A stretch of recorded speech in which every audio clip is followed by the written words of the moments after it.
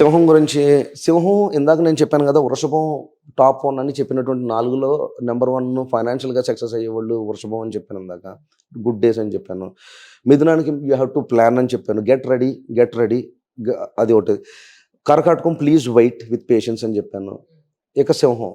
ఈ సింహం ఉన్నది ఈ సింహం అని పిలిపించుకునే రోజులొచ్చినాయి మీకు. అమ్మా! So, very good. లాభస్థానంలో గురుడు రావడం. అక్కడ వృషభానికి ఇందాక చెప్పినట్టు రెండో స్థానంలోకి ఎలాగొచ్చాడో లాభంలో గురుడు లాభాన్నే ఇస్తాడు.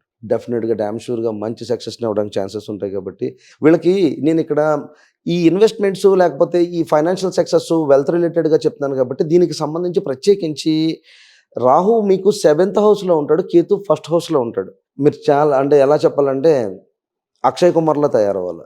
ఎర్లీ మార్నింగ్ కొంచెం సన్‌రైజ్ తీసుకొని మీది రాసే రవి.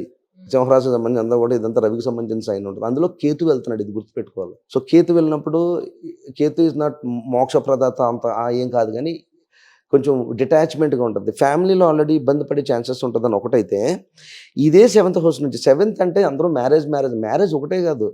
బాహ్య ప్రపంచంలోంచి మనకు సంబంధం లేని జీవితంలోకి అంటే ఎవరో ఒకళ్ళు మన జీవితంలోకి వస్తుంటారు. అది బిజినెస్ పార్ట్నర్ కావచ్చు. ఎవరన్నా సరే బయట మనకు తెలియని వ్యక్తితో మనం ఎక్కడైతే మిక్స్ అవుతున్నామో ఆల్ దిస్ కమ్స్ ఇంటూ 7. మన ఇన్వెస్ట్‌మెంట్స్ మనకు తెలియని వ్యక్తితో పెట్టడం is 7. It's not only that. పెళ్ళికి గిఫ్టులు తీసుకోవడం ఒకటే కాదు కదా!